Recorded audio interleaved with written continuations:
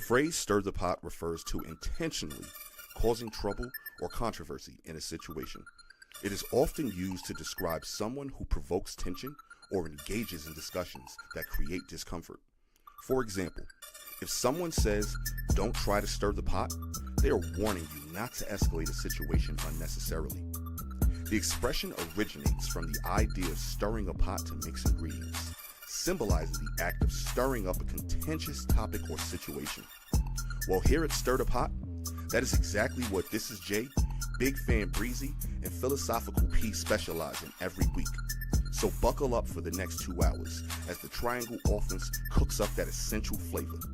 Stir the pot. Come get a whiff. Yo, we here, man. You already see what it is. Listen, we're going to get right into it. Y'all talk about contentious topics. Ain't nothing more contentious than this Diddy topic right now. Everybody talking about it. It's being a branch to other beefs with 50 and Marlon Wayans. To be honest, I won't give a recap of it because it only be 15 minutes. I seen 15 minutes of it. So I won't give y'all my opinion about what I think of it. I will say that it does start off interesting, and it say a lot in those 15 minutes. I seen him beat up Cassie in them 15 minutes. I seen him on the phone with his lawyers in those 15 minutes. So I don't know what y'all think about it though. What y'all got on it? What up, P? What up, Jay? Before we jump in, real quick, pause. Why you only watch 15 minutes? He the 15-minute review man. We said like, what made you stop? Were you offended? I was coming here. I was talking to Jay. He need to get Breeze to start reviewing trailers every week. I mean, he just watched the trailer and then review that shit. That's a good idea.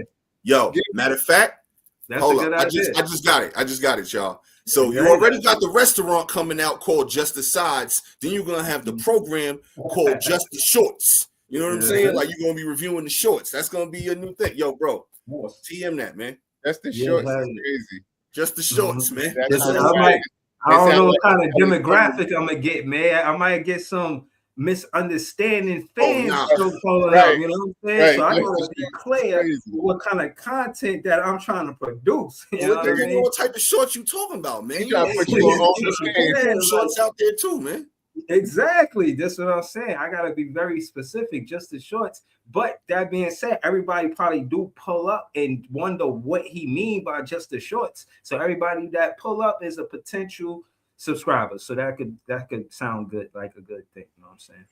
But I didn't. But what about y'all? Did y'all see it in full? Did y'all watch the whole 4 episodes? I watched the whole fucking 4 episodes, and I fell asleep on it at first, but then I watched some more of it. But that shit was crazy, bro. Like, it was, and the thing is, it was a lot of stuff in it that was like, you knew this already, but then they just added a little seasoning on shit that you did not know, little sprinkles. But yeah, that shit was crazy. P, what you think? I ain't watching none of that shit, man. I ain't wasting 4 hours of my life watching that shit, man.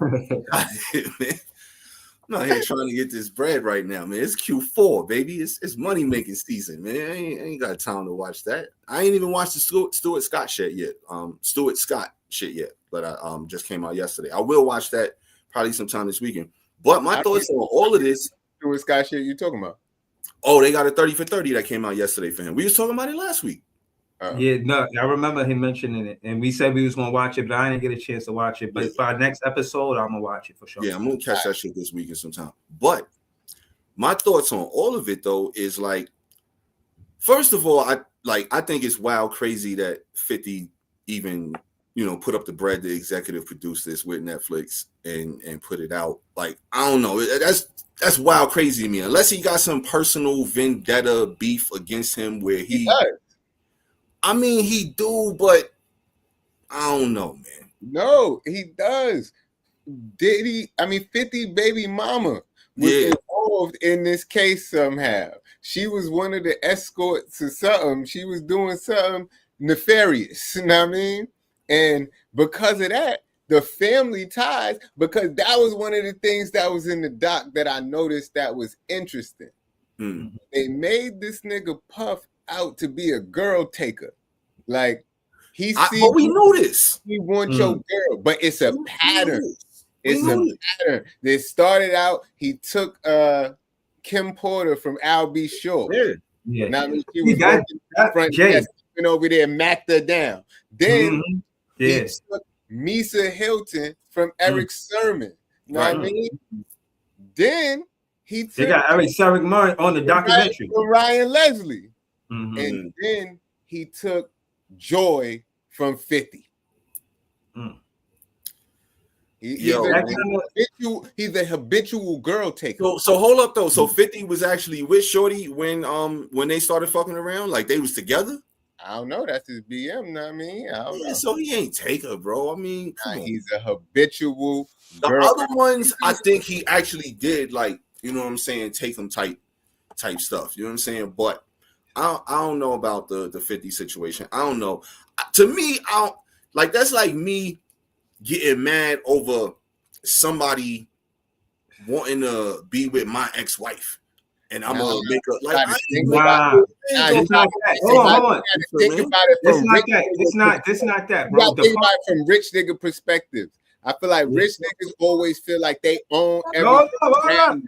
They control shit. They paying for certain things, and they providing a lifestyle. And then you over here with this guy. You know what I mean? Like if it would have been a regular dude in the street, it might be a whole different circumstance. But it's like a level of respect you have for peers. And if one of your peers is peeing on your child's mother that you was, I don't know, that you. No, but she letting him know. That ain't my business. She letting him. That's true. Like, you know what I'm saying? Like, I don't know. Like, that's the part where, as adults, you know, it's like that was her decision. Yeah, you know I see P coming, I move. She saw P coming, she stayed. Right. You know what I mean? What I'm trying to say is that rich nigga problems, like they think of things different. It's a different type of, like, you do that to me, now I put out a documentary on you. It's all fair game, right? I mean, that's all fair game. Crazy. Look. No. So how you could be mad, not be mad at Diddy for doing all of those terrible things that she allowed to his baby mother, but when it's time to make a documentary and you can make a few dollars off it. Yo, I ain't mad at nobody making no money. Production studio. He got to produce that. I ain't mad at nobody making no bread, but I will always disagree wholeheartedly with one black man tearing down another black man just to make bread. I'll always have to disagree with that. What if it's the enemy? I mean, to what level do I have to be disrespected and slighted to want to do something like that? You know what I'm saying? Like, I don't think I've ever been disrespected or slighted to that level because I don't know what that level is. Bro, hey, I feel you. I'm not saying he should or should not put out a documentary, but he did, and Diddy did it. Know what I mean?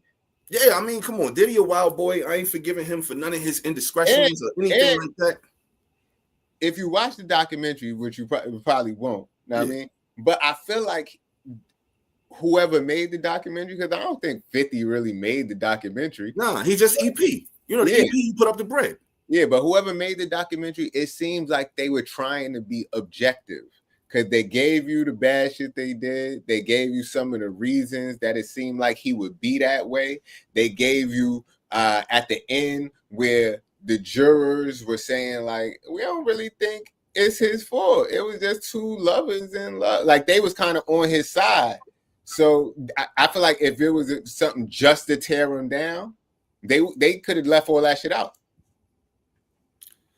They didn't, because you ain't watch it. But it's mad shit that they said that they could have left out if they was just trying to say he's one person. But then they wouldn't have been making a good documentary. Because if you think about the ingredients of a good documentary, you gotta have your peaks and valleys, your ups and downs. It can't just be one-sided where if we talking about a good situation and somebody good, it's gonna be up all the time. Or if we talking about a bad situation, it's gonna be down all the time. Like, it's gonna have to have them different things to keep you drawn into it. So any good documentary is going to have, they're going to try to humanize the monster, so to speak, to pull you in more. That's my point. That is a good documentary. Oh, I'm not disagreeing that it's not. You know what I'm saying? I'm not saying I don't think it is, but like I said, my point is, bro, I'm not really a big supporter of, a black man tearing down another black man just to make some bread. Like, that's not really my.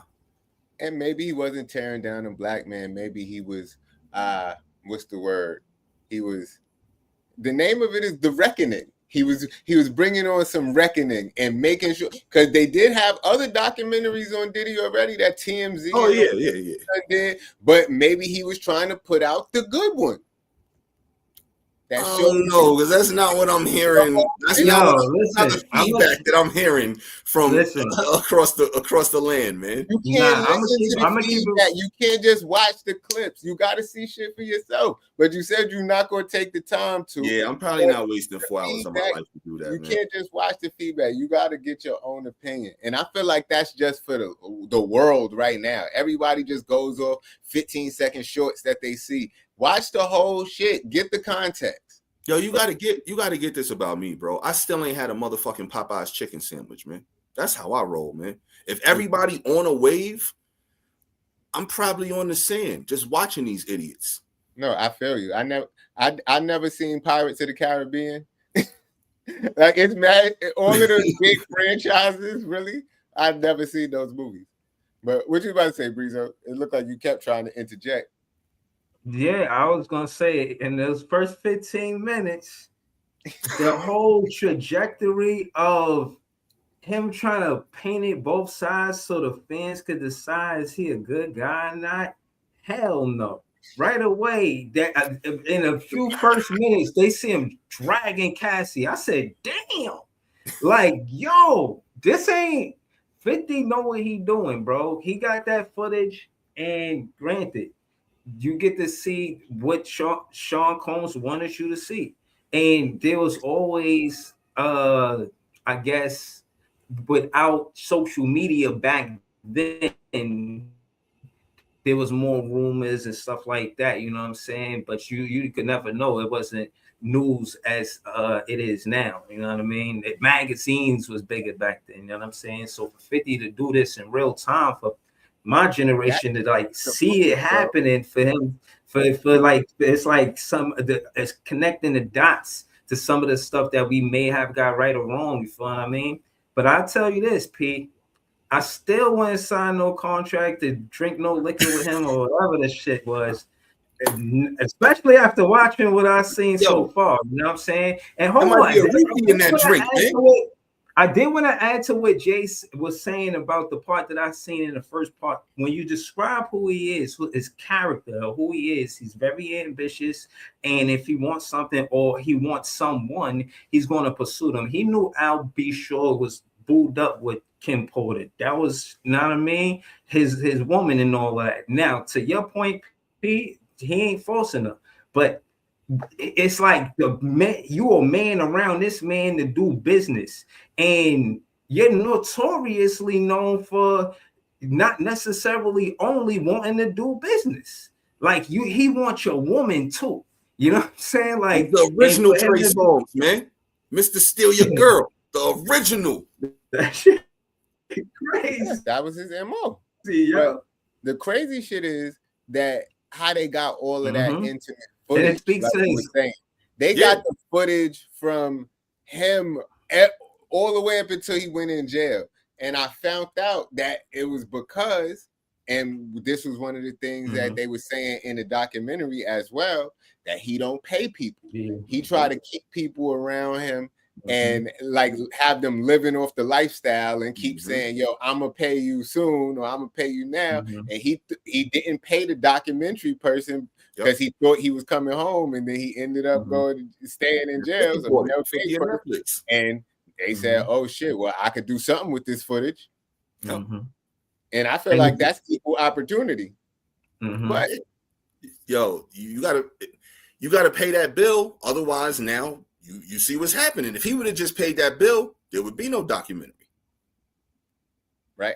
And again, It the certain would be a documentary, just not without well, not that this footage. one, not this particular one. The way how it is with all this footage. That's what I'm saying. Yeah, not with that footage, because that's what everybody is so like up and alarmed with is the fact that this is actual intimate footage of raw him. footage. Yeah, he gave his consent for a lot of this shit, so it's no holds barred, basically. Yeah, they really got footage of him telling his lawyers. And my thing is, some of this shit, why would you even film? Like, why would you, like, if you've ever been to a lawyer tells you these conversations are between me and you and only you. You could tell me everything that actually happened, and I can make things that actually happened look like they didn't happen, as long as you tell me what those things are. And like, they tell you that. And so why would you ever record one of those conversations? No sense. That just don't make no sense to me. Nah, but even him recording the conversations, again, if Diddy is allowing it, you thinking money. All right, if he want me to record this, mind you, remember, in the mindset of he thinking this man is going to pay me. Why would Diddy allow those conversations to be recorded? Like, turn the camera off for 15 minutes while we have this conversation, and then turn it back on. Right. Or how about you can watch me, you can film me walking all the way up to my lawyer's door, to the door of his office. And then once that closes, you're going to sit on the other side and wait for me to come out. You're not even going to be in here during this conversation. Fuck whether the cameras are rolling or not. I'm not even allowing you to be privileged to this information. Right, exactly. Right.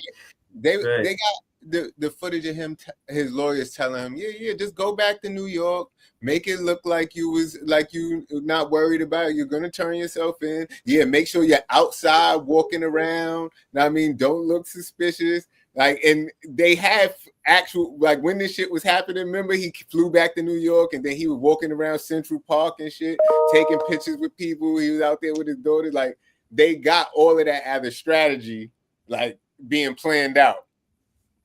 I don't know. The way they edited it is raw footage to put that there, put that there, put that there, put that there. Like, trust me, this was an intentional attack. So to P's point, is it 50 Cent just, I think he gave the nod. He wasn't sitting there with the edit guy, but 50 Cent made it clear on what trajectory he want this to go. And he made it, and they edited it and made what 50 at the end of it head nod if it was good or not. It's some Mortal Kombat shit. Like, you know what I'm saying? Diddy already getting his ass kicked. It's the end of the match, and 50 like finish him. Yo, that shit is crazy, bro. Yo, I'm telling you, if you, 15-minute man, if you finish the rest of it, I think by the end you will see that he did try to shoot him some bail. It's some bail in there somewhere. Okay. And on top of that, like, pertaining to that, did you see one of the escorts is apparently trying to sue Cassie, and they can't serve her the papers because she's difficult to serve. And a judge recently granted to serve her by any means necessary. But where is she, like, hiding? Any means necessary. So you're saying that if she's on the park side having a picnic with so-and-so and they split in a turkey sandwich, somebody could run down on them and serve them the papers? You get served, You get served wherever. But what I'm trying to say is they can't find her to serve her? Like, that's what they mean by I guess she's staying low and not taking the papers. She gotta be real low. I don't know.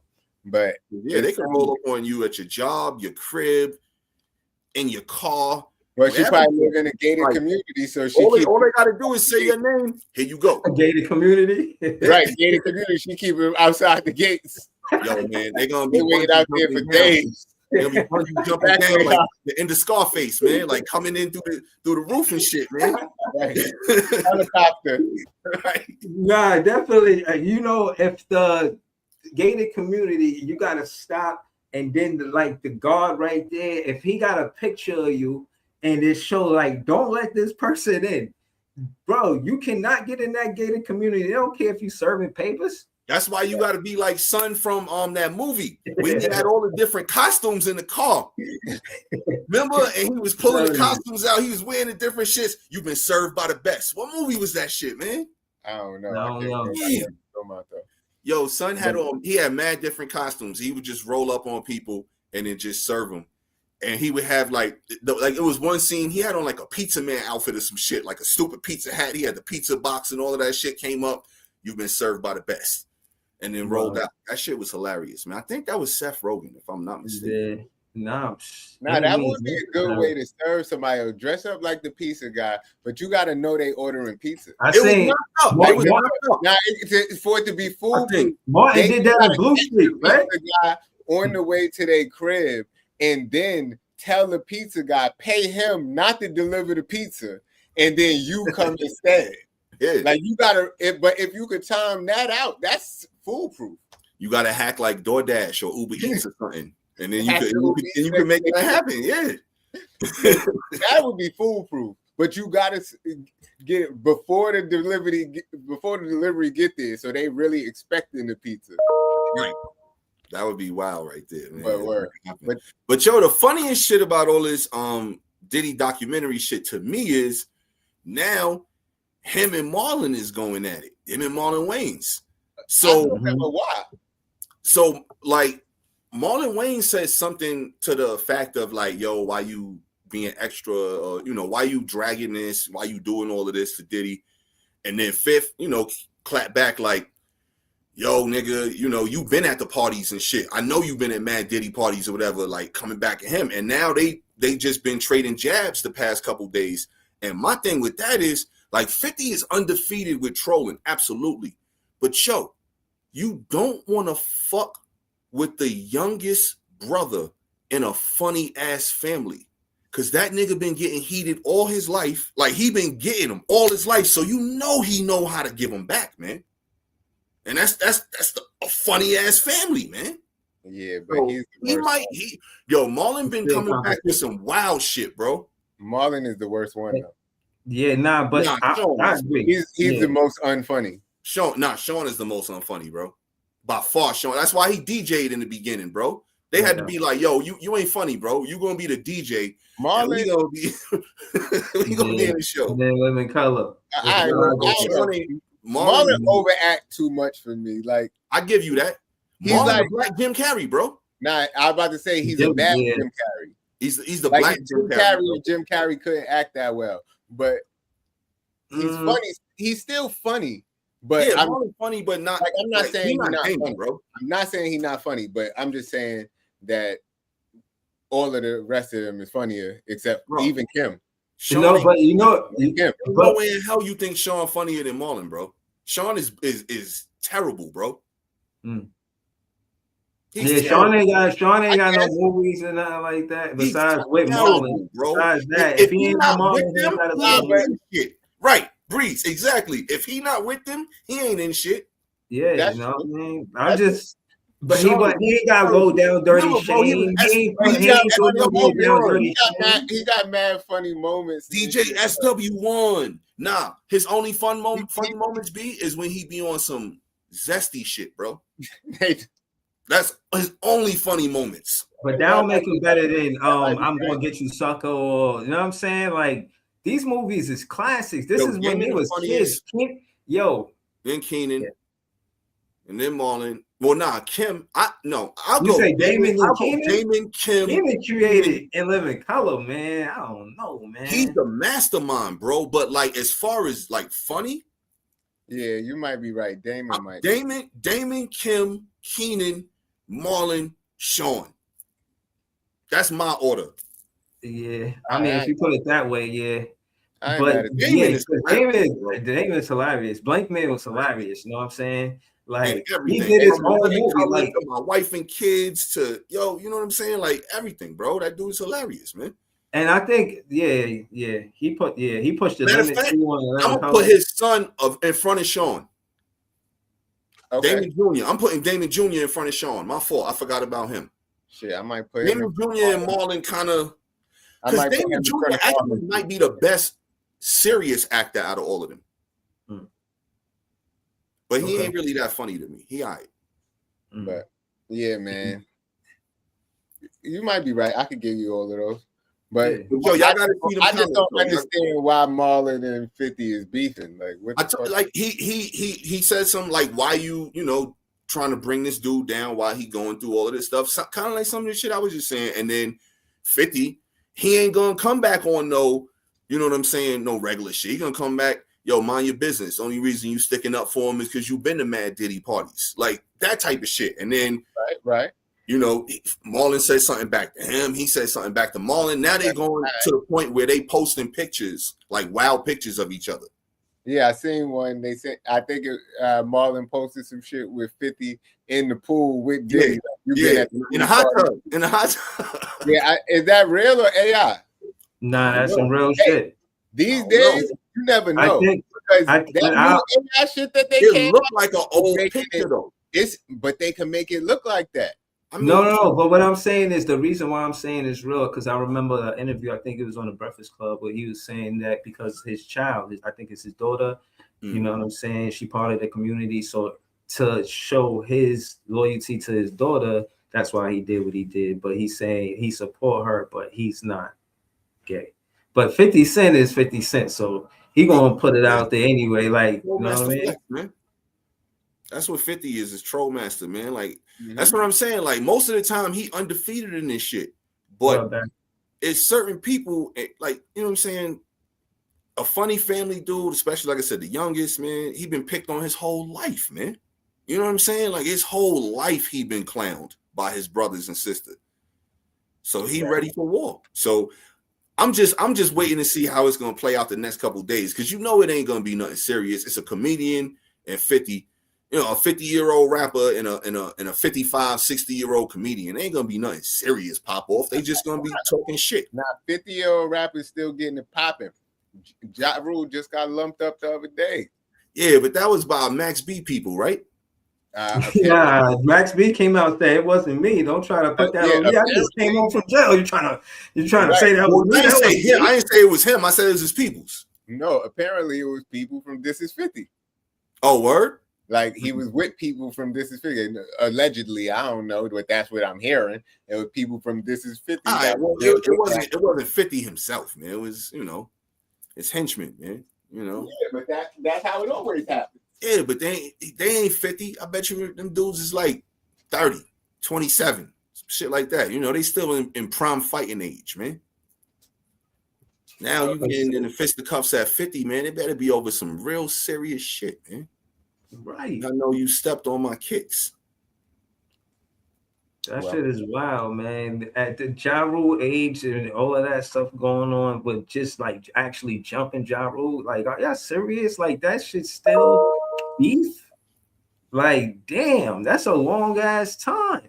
And again, for what it's worth, I don't know how to articulate everything that happened between them, but you know, I just thought it was more music. It sounds more personal if it's on it and they on it like that after this long. Like, damn. What, 50 and Ja? Nah, that shit been more than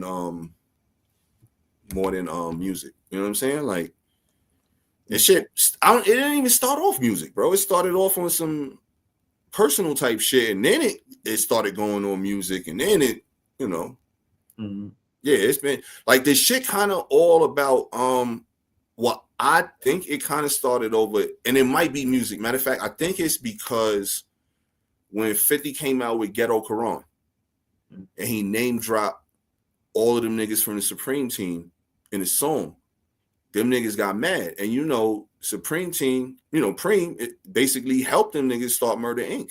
and shit. Like that, it was kind of like, you know, they was all together. So that's what I think it like originally started off. Y'all remember Ghetto Quran, Lord forgive me for I sin over and over again. That shit. Yeah, remember he name dropped like everybody in the hood that was getting, you know, doing their thing in that shit. So I think that's what it started over, if I'm not mistaken. Yeah, and that one came out like 98. And so is it justified to last this long? We all seen Get Rich or Die Trying. Yeah. That shit was based on a true story, right? With a few different names and artistic license, a little bit of artistic license, but They're For sure. based on a true story. Mhm. Word. Yeah. But 50 crazy, man. That documentary was crazy. Diddy is crazy. The whole damn shit is crazy. Facts. Mhm. Yo, y'all see the biggest shit going on in sports right now? What's up? The coach at Michigan, the ex Michigan football coach. Wow. Wild scandal going on. So he got fired yesterday, right? Mhm. Like yesterday afternoon. And the reason they fired him is because they said he was engaging in an inappropriate personal relationship with a fellow coworker. Mm. So come to find out, and mind you, the dude's married, kids, all of that or whatever. So he was messing with some like lady that was like what do they call her? A recruiting specialist or something like that. Attractive woman, basically there to entice young men to come to the university. Mm. So Doing it like that. So wait though. So she was getting paid when she first came to the job. Yo, this shit got so many layers, bro. Talk your shit. When she first came to the job, they started off with a salary of like $44,000, something like that. Once they started messing around, well, apparently they found out later on, but he put in the paperwork to get her a raise to $90K. So her first raise. You ever got a job? Your first raise, you going 55% up. I ain't never had a job that my first raise I went 55% up. 55. You ain't never put in the type of work that she was putting in. So that's facts right there. Mm-hmm. Talk that shit. So they knew, they launched the investigation into this shit back in, I think it was August. And they couldn't like get anything concrete or whatever to get him or whatever. DoorDasher delivered a Plan B pill to this fool's office. And Captain Obvious, hello, how you doing? And dropped a dime on him to the university and told them that, you know, he took this Plan B to the office or whatever. What? So, because he got Shorty pregnant. So he basically, when you said this a married man? Married man with kids. So bro, it's still like another 2 or 3 twists and turns on this motherfucking roller coaster here. Yeah, because I'm confused. So then he tells Shorty, like, he basically like kind of forces her to take the Plan B. Oh, what you mean? I don't know that part. That part is still fuzzy, but she crushed it up, put it in a food or something. She was the words were she was coerced to take the Plan B. So she takes the Plan B, whatever. The university finds out all this shit. They fire him yesterday. Yo, why after he got fired, mans ran down on her crib trying to kick in the door. And the boys caught him. Wow. So you talk about who had the worst day ever yesterday. He got fired from a $38 million job, probably going to lose his wife and kids, and got arrested. And still in jail. They ain't give him no bail. His arraignment ain't till Friday, till tomorrow. Tough. That's having the worst day ever right there, man. The shit people do for love, man. Yo, but nah. See, I don't think that's love. I think that's this is talk this shit. Yeah. How you feel about what he did? Well, can you explain his actions? Yo, man. Because me sounds like a squirrel, lover's circle. You know what I mean? Things happen, emotions run high, tempers flare, and things can get out of hand. Thoughts and prayers, nothing but T's and P's to everybody involved. But that's crazy. $38 million job is crazy. Will the wife leave? It's crazy. I'm pretty sure, bro. Like, I never know. Marriage. The reason why, if this was quiet, for the best, for the better and the worst, in sickness and in health, through thickness and thinness. I feel all of that. But where do most of the time when people kind of draw the line, bro? If this shit was quiet, infidelity. No, not infidelity, bro. In public embarrassment. If this was quiet, if he would have just got fired for messing with a staffer, he might have had a chance. The fact that he ran down on her crib and got arrested now, that's gonna be the shit that I don't think his wife is gonna want to come back. Was he good at his job? All right, so here's the next thing. He had already served a 2-game suspension earlier this season for his role in the sign stealing shit that Michigan had going on in their national championship 2 years ago. So he already had some corrupt shit. But so he already had some bad shit on his resume. Now this happened. Michigan, so not only did you lose your $38 million job, but you probably not hireable now. Yeah. Tough. He fucked it all up, bro. I don't know, because this brings me back to the situation with the guy coaching junior high school. Y'all remember the guy at the Coldplay concert, man? Where man took his wife took the office to the Coldplay concert, right. And he was hugged up with his work boo, and then they see it, and then he just got low. But the thing is, one, I feel like if he would have never got low, it would have been no problem. Like if he would have just held her tightly and gently like he was holding her, like it would have never been an issue. It would have never went live. It would have never did nothing because it wasn't a weird situation. He made it weird. Exactly. But what I'm saying is, this guy is it's just bringing me back to that same situation. He made it weird running down on her crib. Mm-hmm. That was his weird moment. I don't know, man. It's because sometimes love happens when love happens, man. Yo, so I was reading. This is the funniest part, though. I was reading an article about it, and people in the comments, bro. People have no chill in the comments. Hell no, not at all. One dude in the comments goes, because the chick that he cheated on was a young blonde chick. He's a black dude, like a black dude like our age, and she's a younger blonde chick. So the dude went and he searched his wife, and he said, "Oh, I just Googled his wife. She's just the older version of the chick that he cheated on with. So Dr. Umar won't be mad." I died when I read that shit, man.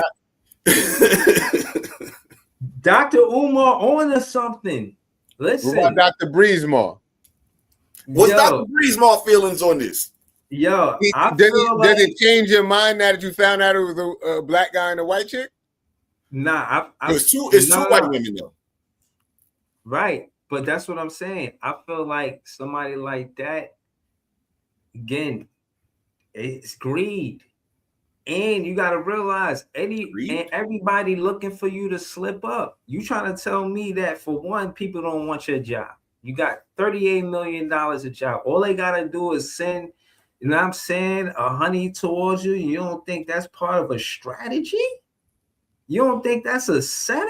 You don't think women get sent to men as a distraction to take what you got? So you think the university did it? Huh? You think the university did it? Nah, I think that. Well, technically, he was. I think one of his proxy. You would think that he would be qualified to be in that job to do what he does, right? For him to be there, as far as professionalism, I'm pretty sure the powers that be around him explained and articulated what you can and cannot do. He knew you are not allowed. You are not allowed to mess with when you are like at a high position, like at a university, head coach, dean, like shit like that. You are not allowed to fraternize with coworkers in a romantic capacity. Right. Exactly. In your contract. So that's why they had just cause to fire him just for that. That's what I'm saying. Like you come on, man. I just think it was something that he could have avoided. I'm not trying to get into who he is as a person and all of this and that. He could have easily avoided this, just knowing that, you know, not to sound, you know what I'm saying, corny or not, but it's a lot of beautiful women in the world.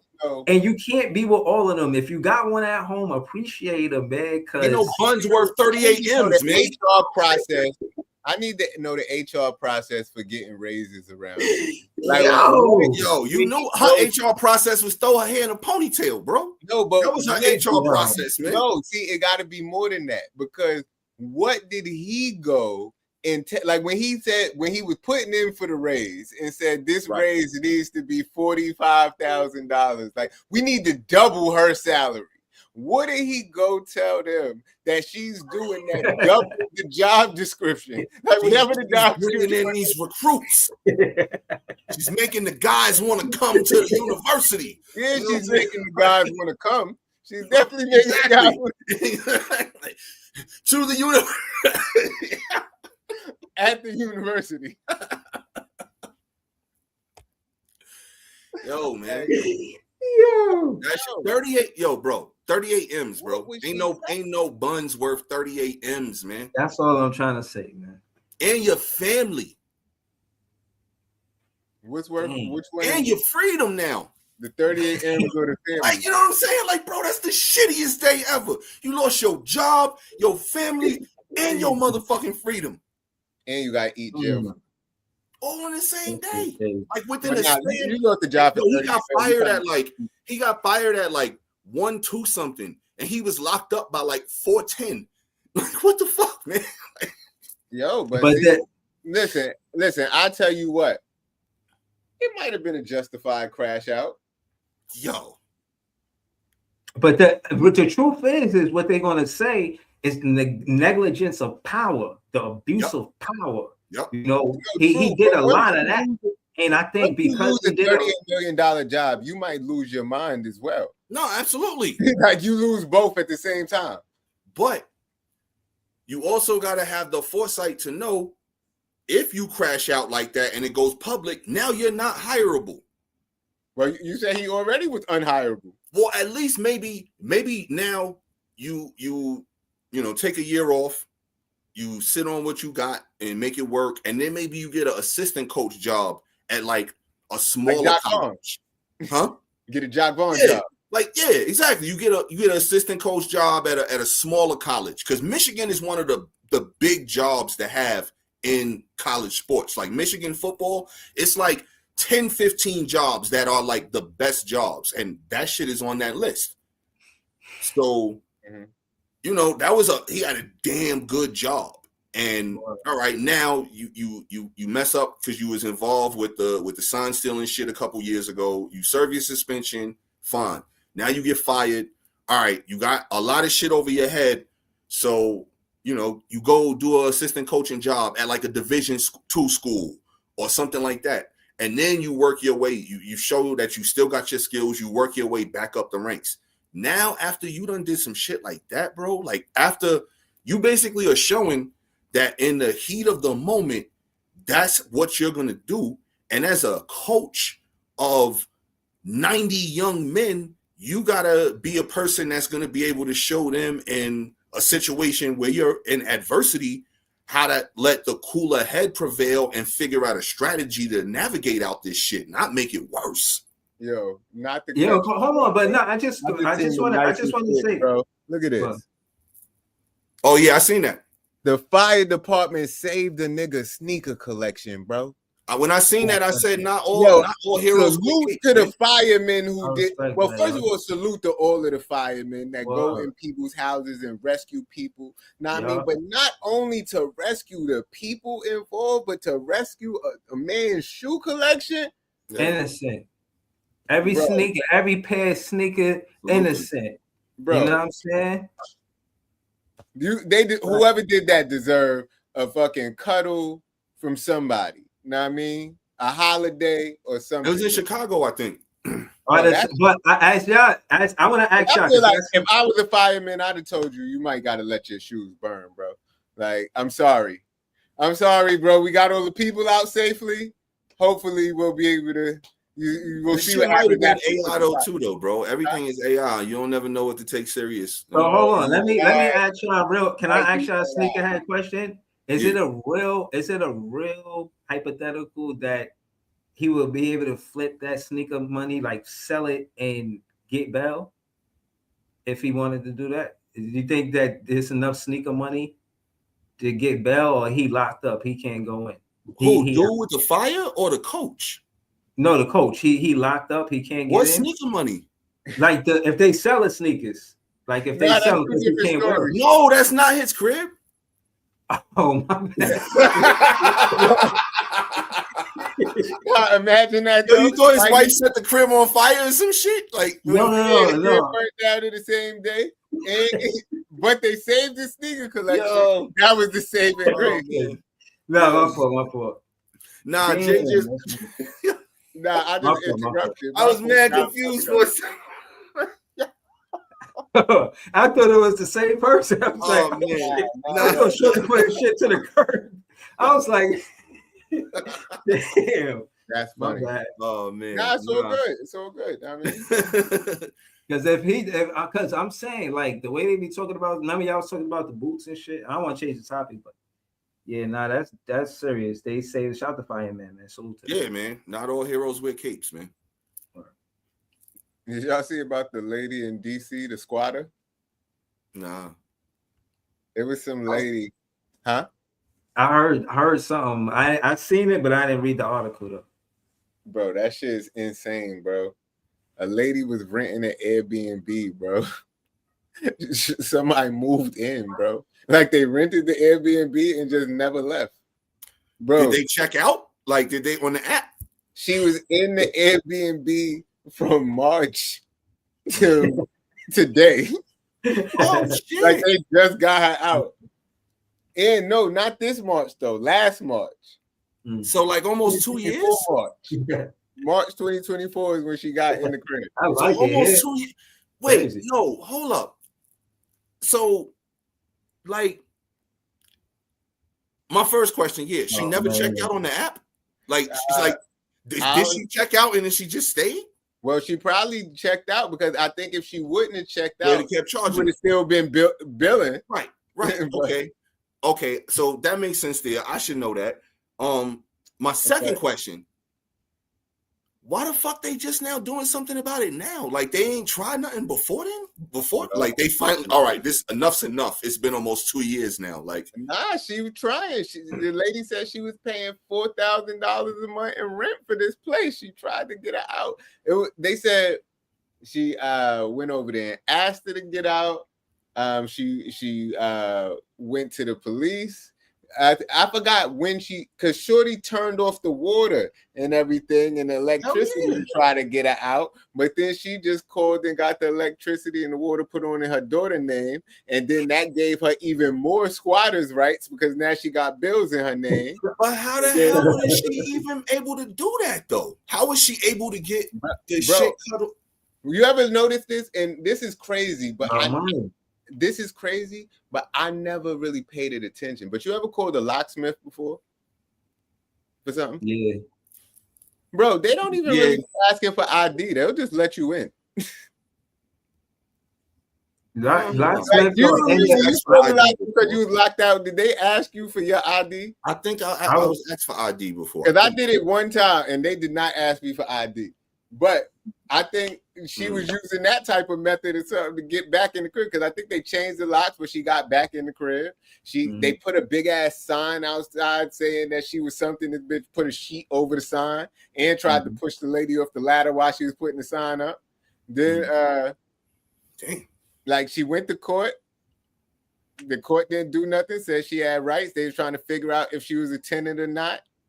Because she was saying she was a tenant, the lady saying that she was a squatter, but the shit finally came to an end today, and they finally got out the house. But this lady mortgage done went from all of the months to non-payment. Her mortgage went from $4,000 a month to $10,000 a month. So she's trying to figure out if she could still keep the house. Period. That's crazy, and that whole situation is crazy and unfortunate. Because how how one was she not able to get them out, get the other lady out, and then two, she really shouldn't be responsible for like that. I don't know, bro. That's Right. man, that's this It's the first time I heard of this situation, and I Crazy think situation. they might, you know how it be like the first time and it just introduced to society. It sounds like one of those things, but it sounds like something that eventually happened. Nope. You know what I mean? That's You the go shit into that's the Yeah. shit that's crazy. This lady, like, I was watching this shit since yesterday because they kept updating it on the news, and I guess it was in DC somewhere. But they said they were doing one of those like "Help Me Howard" type shit. I can't remember this girl name, but they got a fine black girl it being "Help Me Howard." You know what I mean? Right. And she was doing investigative journalism on this lady. Like, she got an interview with her and then looked into her background. But this is like the fourth time she done did this. Stayed in the place longer than like it was one. She moved into a place, paid the rent for a year, then stayed there for another year without without rent. Got kicked He's out. a habitual squatter. Yeah, with another place did the same thing. And then this place right here, she was in the middle of an eviction from her current apartment, right? Wow. And then a mysterious fire happened in her apartment. And because of the fire, that's why she booked the Airbnb to wait for the fire damage to get figured out. But she was already in the middle of an eviction and the fire started in her apartment. I'm not saying she set the fire, but it's convenient that it happened. Right. That's crazy, yo. Like, how? I don't know, man. How is she not being investigated? This is what I'm saying. Like, that lady right here, the lady, the owner of the property, she should not be liable for this because this lady does this all the time. But the thing is, if she's not liable, then who's liable? And you know they always want somebody to be liable. Yeah, somebody. I mean, yo, that's crazy, man. That shit is fucked up, man. I'm sorry to hear that. Whoever you are, man. I know that a lot of you get some help in this situation. That's fucked up. A lot of these houses or mortgage companies or whatever, they don't. Well, I know the city don't want it. They don't want people to rent out like Airbnb places where people could be actually living. Like, because they starting to outlaw a lot of that shit in New York. Like, you can't Airbnb certain type of shit because somebody could be staying there and it's contributing to the fact of the rents being so high because there's so many apartments that's just Airbnbs. Right. But I don't know. Interesting situation though, because I was glued to the TV watching them news stories because I'm like, what the fuck? Yeah, what that's ow! Like I was flabbergasted. I think they're gonna look back at this and look at the Airbnb and how it was like a land grab for like 10, 15 year time span where there's a lot of people trying to be homeowners for the first time to open up an Airbnb. Personally, I remember living with my grandmother in Queens and she was talking about it back then. You know, she didn't act on it, but she spoke on it. And I'm saying some people spoke on it and actually did it. And, you know, it became a thing where they did make a lot of money at first. And in my opinion, something like that back then when it was very early, it wasn't a threat. But something like this, Jay, it has to eventually happen. You know what I'm saying? Because it's like part of the business, I guess. You know what I mean? I'm wondering how long the ruling took, because that's a long time. You know what I'm saying? Bro, it took months and months and months of Shorty's hard-earned money. That's what hold up. Right. That's what that probably was a lot of money being put into lawyer fees and all of that other shit to, like, you know, that's crazy, man. Like, hold on, I left out the part that they said they went to because this is how they actually got her out the crib today. Like, because months ago, I think they said in October or September, they went to her and had her sign an agreement saying that she was not a tenant, that she needs to be out by a certain date, and that they'll give her $2,500 to leave. They gave her to leave. They gave her the $2,500. They gave her the $2,500, and she still ain't leave. But the fact that they had that document, which won shit in court today, and they made her honor that document and say you could kick her out right now. Yo, that's like I can't wrap my mind around this shit, bro. Bro, I can't. Some of this shit is insane to me because I'm not saying I would have put a hit out on her, but bro, you took the 2,500 and still didn't leave. Still said, "Nah, I'm chilling. I'm good." Bro, I'd have been fuming. Yeah, fuming. The fact that I even gotta pay you to leave, yo, it's an Airbnb. Like you were supposed to been going, 20 something months ago, right. 21 months ago. Like, come on, that shit is, yo, bro, that shit is so disrespectful. And like, that's crazy that this lady is that much of an evil genius to be pulling off, master schemes like this, man. They said she owed one of them places like $14,000-$15,000 in back rent, and then another place like something similar. I was like, God damn. And it's always in DC? Yeah. So they laws must be real lax on all of that shit out there. Because every state, and they're not even a state, but every territory, I guess in this situation, they're going to have their own laws and shit. And I'm not going to lie. I think New York laws is similar to that too. The New York squatter laws is crazy. Because once you, like, the thing is, once you get a bill in your name, it's a dispute whether you are a squatter or a tenant.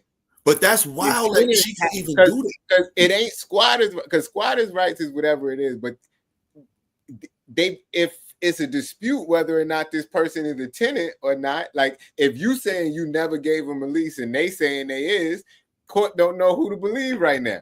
And where's the lease? Like that's like the person should have to be able to produce the lease. Right. Hey, I feel like at this juncture, here's the lease. At this juncture, you probably can produce a lease if you go on Chat GPT. That's gotta be shit. I mean, damn. You can but now is that really now a legal document at that point? Like that's crazy. And then you forging this person's signature, you produce a fake one and make it seem like you had the lease the whole time. But then, all right. So now, did you forge the landlord's signature? Like now you got a whole different other crime. And then why doesn't the landlord fight that and be like, yo, come on, they forging my signature. It's not my signature. Like, that 2 years is wild. I could see if that shit played out for like 6 months. Even a year is crazy, but 2 years? That's what I said. That shit is insane. That's a lot of money. I ain't gonna lie to you. You know what I'm saying? Not to mention just the whole, you know what I mean, experience of it. And I wonder if they live there too, because sometimes they live in the same place. You know what I'm saying? If they lived in the same place, it probably could have been. I don't think it was. Because sometimes they just had the house and they just rent it out. But sometimes they actually live in that. You know what I'm saying? I stayed in an Airbnb like that in Maryland. Matter of fact, when me and my foundation people, we had our reunion. We stayed. It was a couple of us. We stayed in a B&B, and we had the downstairs to the crib, and they was like right upstairs. I was like, damn, we got to go outside to smoke and shit. Like, that shit is real, bro. Were they trying to disguise it like they were just being great hosts? Did they like bring y'all some muffins or something? Nah. Like, when we pulled up, because I ain't even get it. Ty, matter of fact, y'all know Ty. Ty got the Airbnb. So he was like, we ain't know. So I pulled up first because I had to fly, and then I landed, and then I got a Uber to the spot. So I wound up getting there first. So I got there and I see them, and then I'm like, hey, I'm with Tyson, like here to come for the weekend or whatever. And they was like, yeah, nice to meet you. Yeah, we right upstairs. And I was like, this nigga Ty ain't even tell me no shit like this. All right. Like, I wonder if he knew. So I asked him when he got there, because he pulled up probably like an hour and a half later. So my other man, Sean, had pulled up next. And then me and him, we just went to go get some food and some drinks real quick. And then we came back and I was like, yo, you ain't know. And he was like, I ain't know. So I guess they don't have to disclose that all the time, because I have seen sometimes where they will disclose it, and then other times I guess they don't have to. Okay. Yeah, I don't know. Yeah, I want to stay in there too. Make sure y'all niggas ain't doing no crazy shit in my crib. Don't try to throw no Project X shit in my shit. I heard you. Get the fuck out. We just wanted to smoke a little bud. That was it. That was the only really wild thing we was doing in there. Like, cause we was out chilling at all the events and stuff, and then when we come back to the crib, burn 1, 2, and go to sleep. So we had to go outside, and then it's late. It's kind of cool, so we had to sit in a whip and smoke. Like back in the day, old school. Like we youngins again. Hotbox that shit. Yeah. Yeah, but that's crazy though, man. Like, hopefully that the mortgage company, the bank, they do something about all of that situation. Yeah, as much as that shit been on what's the name, they probably gonna come up with a GoFundMe for it. Know what I mean? Yeah. They probably will. She probably gonna be up 100,000 by the end of this shit. She gonna write a book about her story. Then they can make a Tubi movie. You know what I mean? I was about to say she gonna get like a Tubi or a Lifetime shit or something. Yeah, that's what we doing. This shit is the craziest. We gonna do the documentary. Maybe 50 could do the story of 50 could do the documentary. Like the name of this shit gonna be like standing on business, not leaving the crib. The story of whatever. The Airbnb nightmare. Right. Like I don't never go outside. You know what I'm saying? Like right. Just think about it. That was another thing she could have did too. While Shorty dipped out or whatever, she could have ran down and changed the locks. Nah, I think she did that, but I told you she got back in the crib. How? She kick in the door?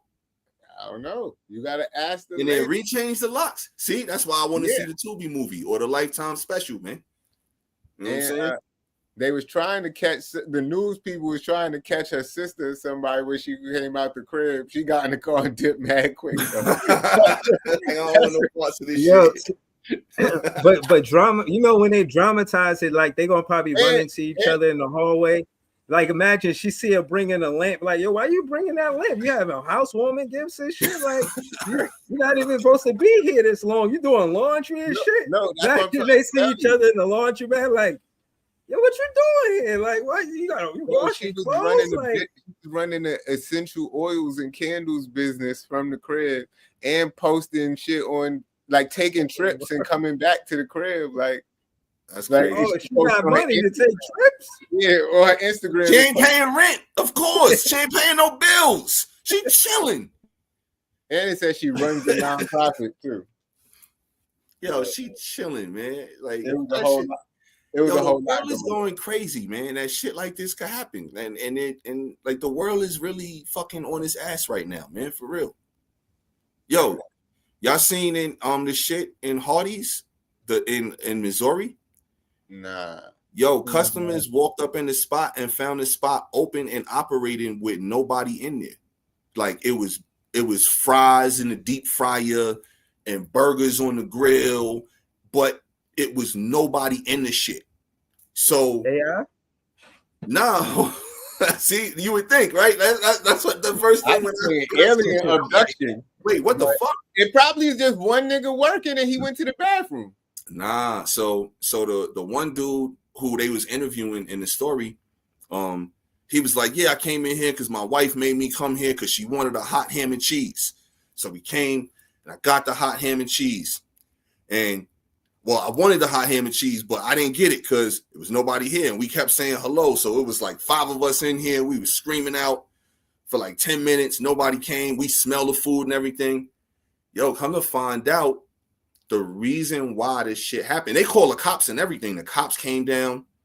It was a cell phone on one of the tables, and the shit just started ringing like crazy. And the cop was like, all right, fuck it, I'm just going to answer the phone. He answered the phone. It wound up being like the manager of the store. And that store, the phone was like the store cell phone because I think their landline was down. They didn't pay the bill, some shit like that. I don't know.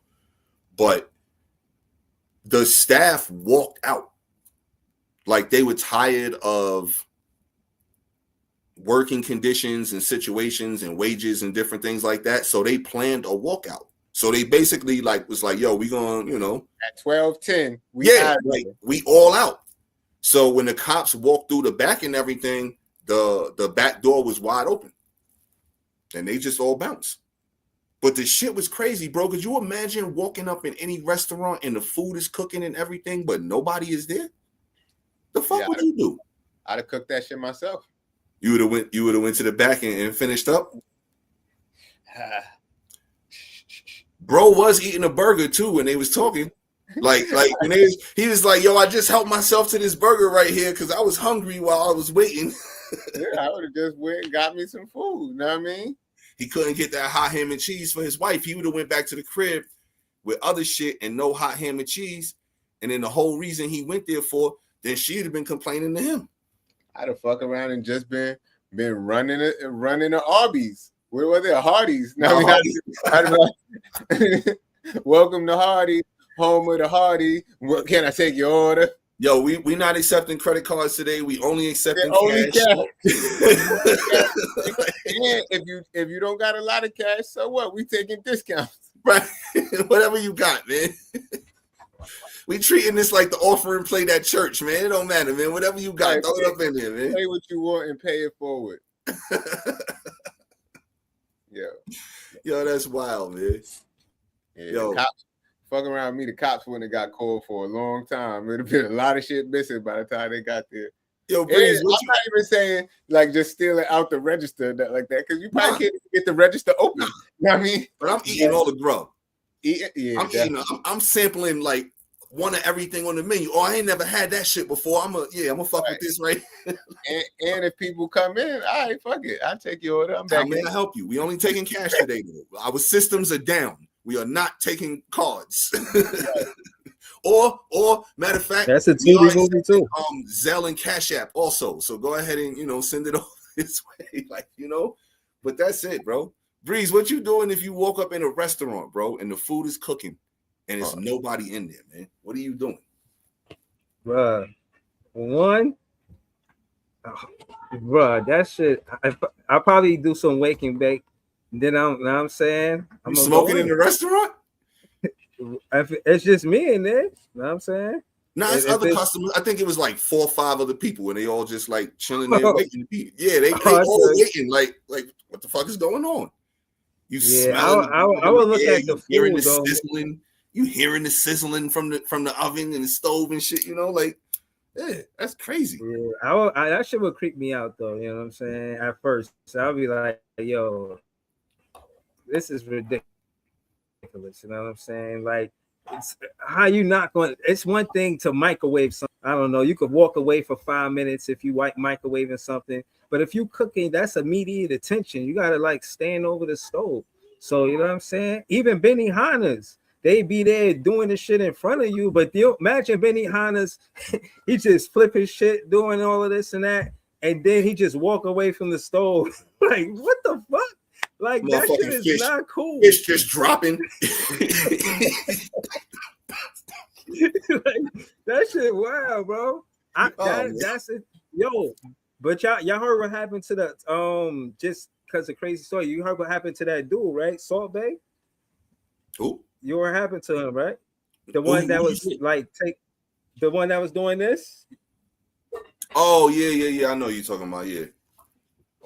When you said so, I couldn't place when you said the name. I'm like, who? And then when you did that shit, I'm like, all right, I got you. What happened? Nah, because of the food. Because he had a bunch of restaurants. Because he had got hungry. I had to put some food on. But he did bad in investing, and he was addicted to the FJ. Nah, your shit cut off, so it sounded crazy. Yeah, bro, your Wi-Fi. That shit said he was a dick, and that stopped. But what you said? What? What you said? Oh, I said he was addicted to the shit was yeah, you said he was addicted, but it cut off the 10. Yeah, no. Oh, I was saying he was addicted to the fame, you know what I'm saying? And he was like doing wild shit. I think it was some soccer game. He had ran up, tried to take pictures. Long story short, he did a lot of bad investments and lost the popularity that he had. And nobody wanted to come to his restaurants because the prices was ridiculous and the food ain't have no quality. You know what I'm saying? But yeah, if I woke up in a restaurant and nobody this flavor dude.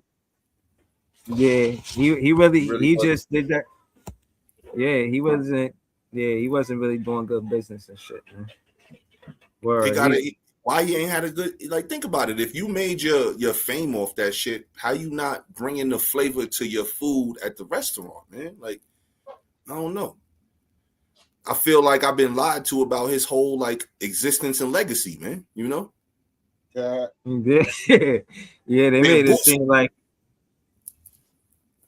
he was like the Jean-Claude Van Damme of cooking. You know what I'm saying? Like he was supposed to be the Bam. They wanted him. The salt nigga. Oh, salt nigga. This nigga. Yeah, because when he was talking about the restaurants, I remember. He said he came out with a restaurant and the people wasn't feeling the grub, like it wasn't flavorful. Yeah, I heard about that. So that's what I'm saying. Like I feel like I've been bamboozled, hoodwinked. But I feel like the wool has been pulled over my eyes, man. When it comes to this, like if you should have knew that, know what I mean? And I feel like you only should have knew that because if he gotta bring the salt out to the table to put it on the food before he serves it, that means he ain't putting no salt on that shit in the back. Like he season that shit before you bring it to the table. How about that? Word. Nah, that's a very valid point right there. Like, think about it. Anytime you ever get a meal in front of you and you taste it, add a little salt to this. That shit. That used to be an insult to the chef. The insult to the chef was saying that it needs more. What do you mean it needs more? Type shit. Right. It's supposed to come out with everything that it needs. Right. Nah, that's crazy. That's wild. Yeah, he don't need a restaurant no more, man. Pack him up. Right. Pack him up. Like the only thing I wanted to y'all say had a bunch of funny ass topics. This was kind of serious. I was watching Isaac Hayes. It's you. We know it's gonna be serious, man. Yeah. I got to. Let me go get my dashiki. I gotta do this, bro. I'm telling you, I laugh a lot. I don't want to forget to do some serious content, but doing this show, I laugh a lot. On the Net Fan podcast, I try to laugh instead of cry. So you know what I'm saying. But this is a serious topic. I heard Isaac Hayes talking about it. He said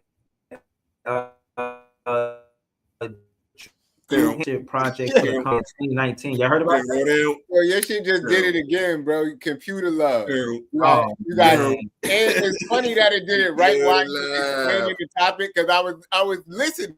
I was trying to figure out where was going with it. And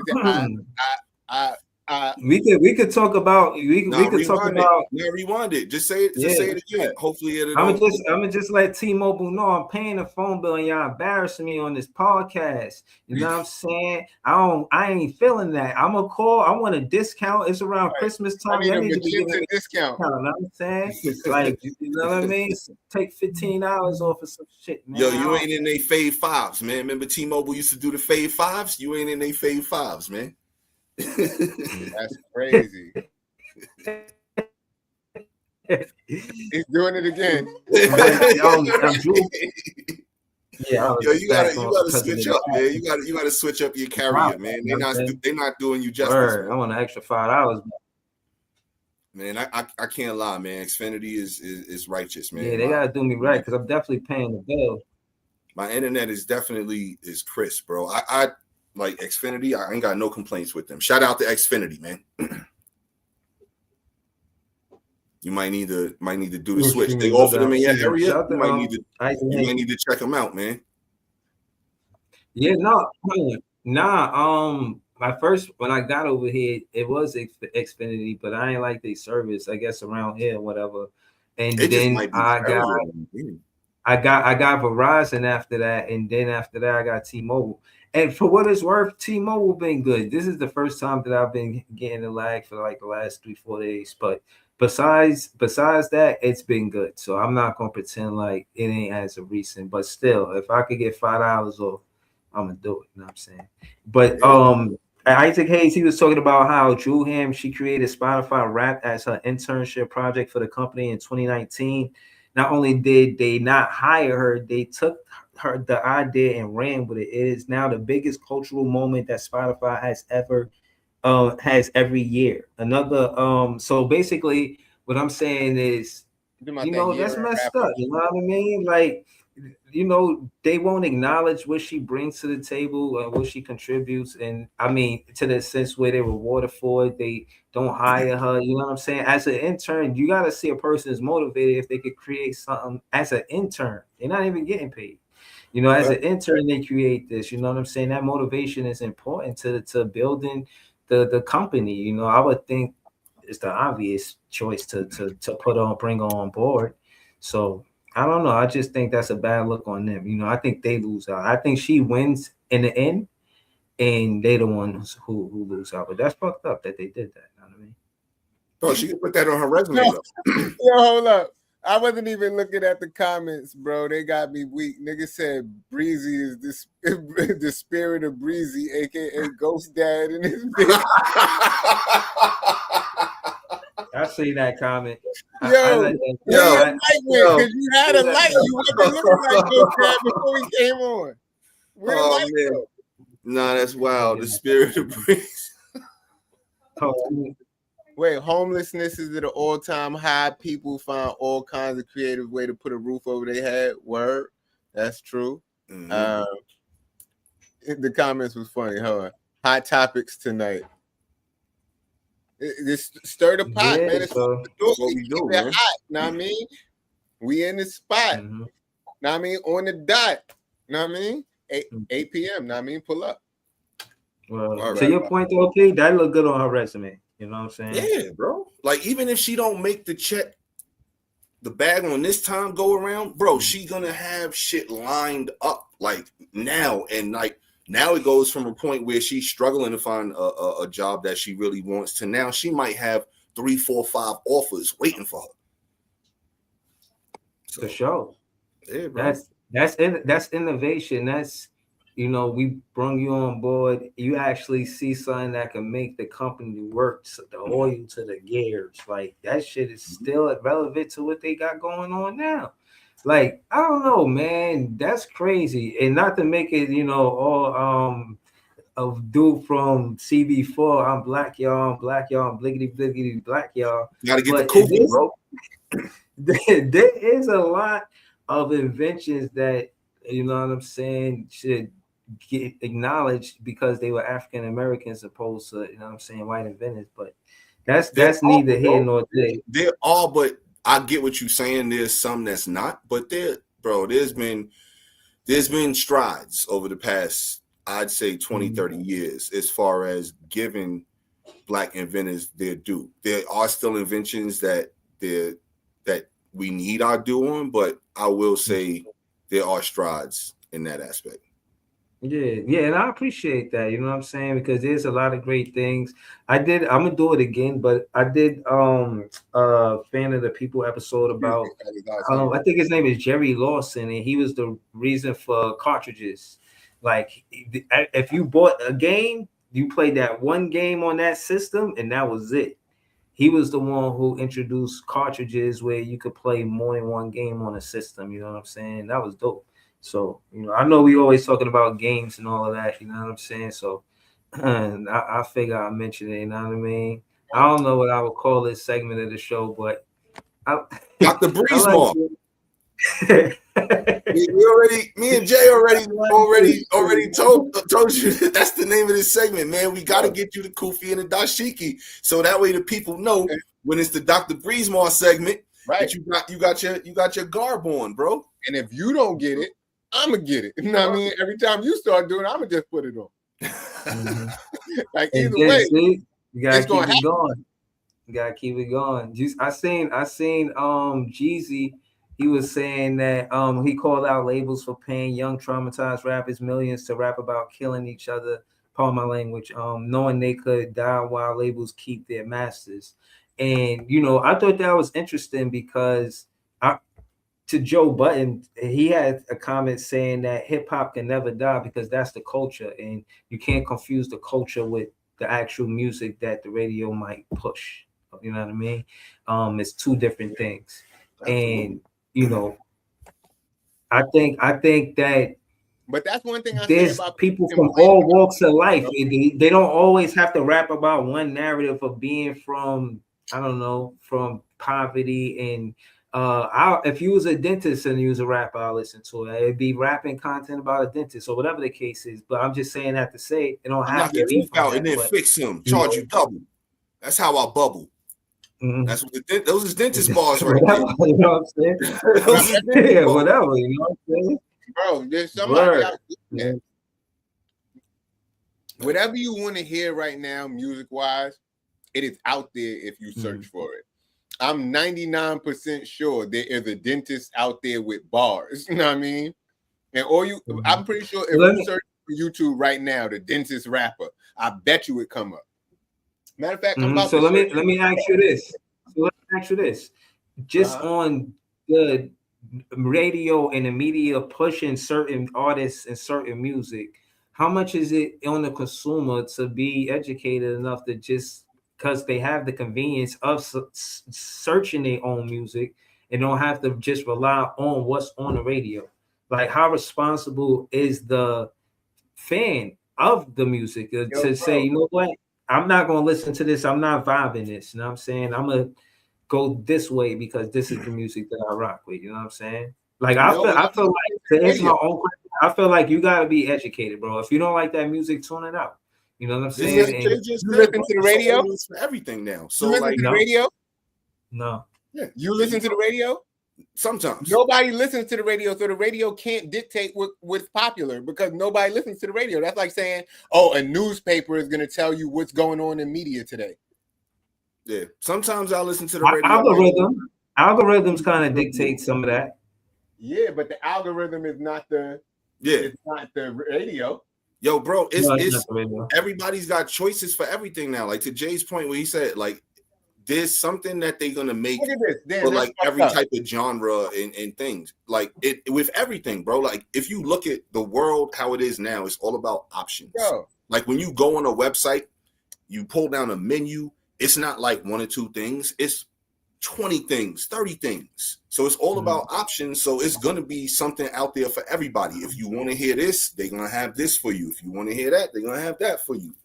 Right. Same thing, like if you want to watch this, it's here. If you want to watch this, it's there. Think about how many viewing options that we have now today in society, bro. There's a bajillion fucking avenues to watch something. Oh, so, well, that's a good segue. But yo, y'all was looking for a dentist rapper. It say on YouTube the first thing that came up: Dallas dentist rapper shot during robbery at his home office. Damn. Fucked up. Shot in the dentist's office. Damn. During the rivalry against another dentist or another rapper. That's my next question. But the segue is what I'm saying is you got beef with another dentist like that where they bringing it to your front door? Facts. But you're talking about all of these other avenues to watch shit. Did you hear about the hostile takeover? What? No, Netflix and HBO Max. And it's not done yet. Yeah. You didn't see the counter, did you? What? Paramount offered more bread, and they offered upfront bread.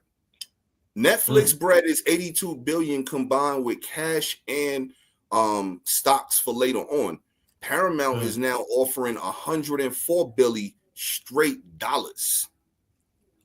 Well, you sure? Because I seen the other day. I just read that today, bro. I thought the other day yesterday, they were trying to Drake the situation. They were trying to sue because they were trying to sue and saying that Netflix had a hostile takeover.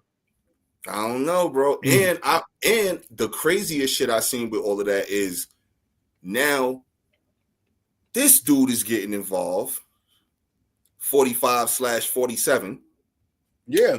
He's saying he wants Paramount. He's trying to do whatever he can do to push the deal to go to Paramount. I know, but that was the point because the Paramount niggas is Donald Trump supporters. They've been Donald Trump supporters and all that, and then they was upset with 45 that he let Netflix come and scoop that up under them. That's why they was ready to sue and do all this. So I guess he done came up with some more money for them or got some more billionaires. Bro, they offered 104 billion. And if that shit happens, and I actually had this on my list of shit to talk about too. So we was on the same wavelength with this one. Bro, if Paramount buys Warner Brothers, do you understand the domination that they would have on the entertainment business? These are two of the biggest, if not the two biggest movie studios ever. Because HBO is Warner Brothers.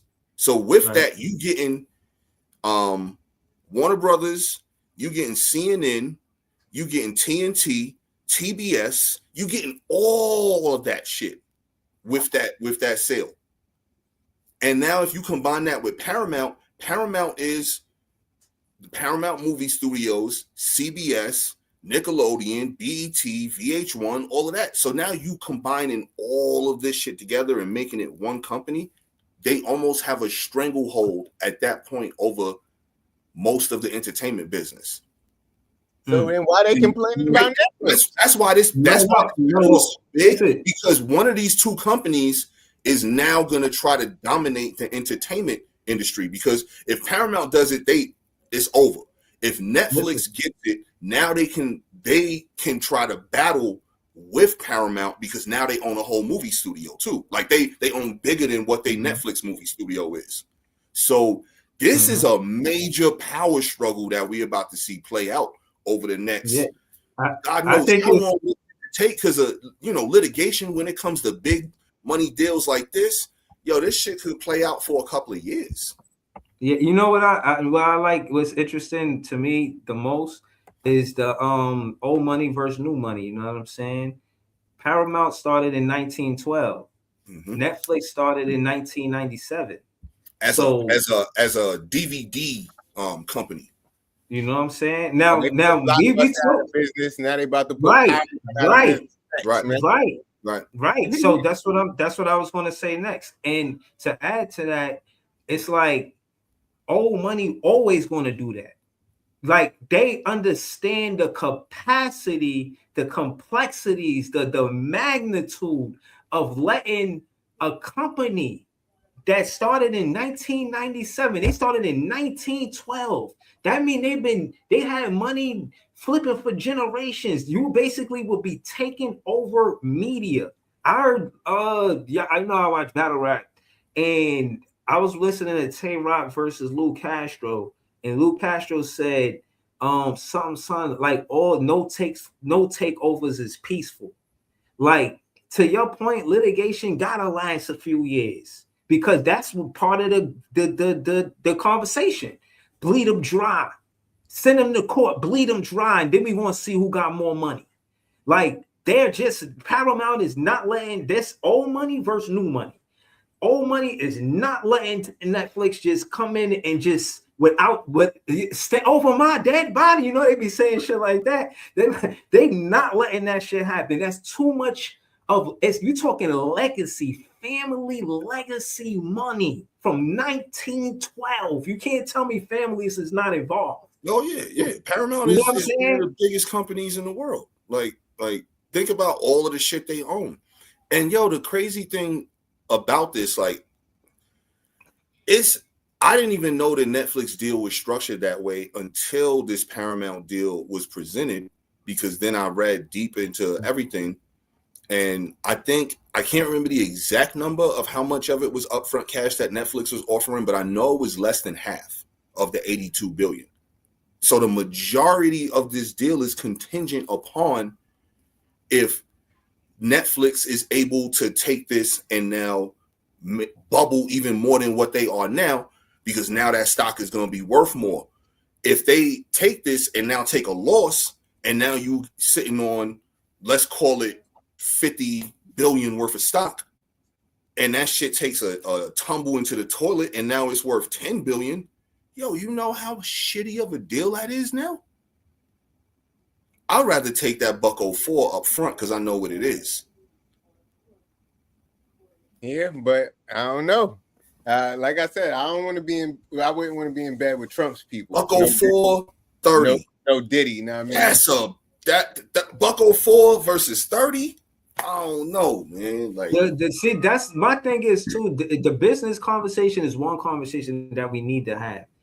We're not there yet when we talking about the fans, and maybe the writers are going to take a different direction on how these superheroes are with these shows and movies now.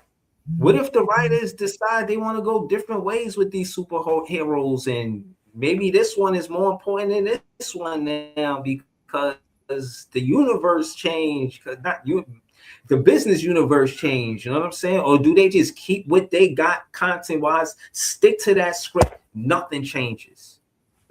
I don't know.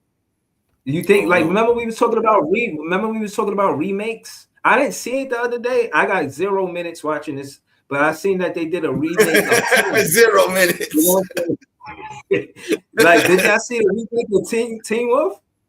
Y'all seen the remake of it? Nah. Me neither. But when I seen it, I wasn't interested to watch it because I felt like the original was so great. Like, well, you told me you was watching Bel Air. How was the Bel Air shit? That shit dope. I think because what they dramatized the lives of Will Smith and Carlton Banks on there. You know what I'm saying? And it's interesting because they got Aunt Viv. I like that they got Aunt Viv and she dark skin. They did pay homage to the Aunt Viv, the light skin Aunt Viv. No, but seriously, she was on the show. Yeah, real talk. Yeah, eventually, you like the dramatized shit. Eventually, it's definitely about to divorce the black Aunt Viv for a light skinned Aunt Viv. Right. They about to really do it. That's what they're gonna do. Make it drama. Like he's gonna meet another woman named Vivian and cheat on her with a light skinned Vivian. And now it's gonna finally explain the backstory of what the hell happened. Right. That's what happened. They had Charisma introducing her on the like an honorary, you know what I'm saying? How like a cameo. Like she had more important role than a cameo. She was a little more important than a cameo, but she didn't have like a real big role. You know what I'm saying? But they paid homage to her being in it. What is a new season out or something? Yeah, season 4. Yeah. I'm on episode 2. Yeah, I'm on episode season 1 and 2. I couldn't make it past. I don't even think I seen the end of season 2. I couldn't. They was being too serious. They had this nigga Carlton sniffing coke and shit. Yeah, come on, man. Hell nah, man. Nah, I'm good, bro. And that's exactly why I never wanted to fuck with it. When I heard what the premise of the show was, I was like, nah, man. I want to see this nigga Carlton doing his fucking Carlton dance. I want to see this nigga doing it. Nah, man, I'm good. That nigga was sniffing dead coke. The episode I just seen, he was doing the Carlton dance. That's funny. But yeah, not to Jay's point. After he did a line, right? After he did a couple lines. He's good. He's clean. He's good. But yeah, that is tough. It was a tough watch, and I was surprised that they leaned into that part of it. And they had Easy the Block Captain as the villain that drove this nigga Will out there. Jeffrey a gangster. Jeffrey a straight G. He like Alfred. He's the top shot. Nah. He like Alfred. Alfred's a G, bro. Don't sleep on Alfred, bro. Alfred's a G. That's why I said now Jeffrey's like Alfred. Nah, man's them from London. Original London road man. That's what man's them is. He was the top boy in London. You know what I'm saying? Yo, that's wow. He a top boy. Oh man. I'm dead. Yo, this nigga be running secret. They pay homage to him too. He's in it too. Spoilers. Jeffrey Butler, man. Nah. Straight G. He got a last name in this one. It ain't just Butler. I don't know. Because that's what his name was in the original. He was Jeffrey Butler. They just call him Jeffrey. I don't think I heard his last name. You know what I mean? That's disrespectful when you don't get a last name on TV, man. It's mad characters like that where everybody else got last names and it's just this one character. They just call him by his name, man. Like Newman from Seinfeld. He's just Newman, man. Mm-hmm. Postal employee Newman. That's his name, man. That's disrespectful, man. I don't know if y'all watch Big Bang Theory, but yeah, Penny. Yeah, only she one ain't have a last name till she married Leonard, man. Just disrespectful to these characters, man. How your name just Penny? Nah, but the thing is, in the world though, Like if you could go by just one name, you lit. Yeah, if you get Like to that point, Cher, Like Madonna. Like if you could go by one name, you one of them ones. Yeah, Snoop is up there now. Like you don't gotta say Snoop Dogg. You just say Snoop, and everybody knows who you talking about. Like he went from, and this is the dope thing. He went from 3 names to 2 names to 1. To Snoop Doggy Dogg, to Snoop Dogg, to just Snoop. Yeah, I follow you. Yeah. That's the evolution of his popularity, bro.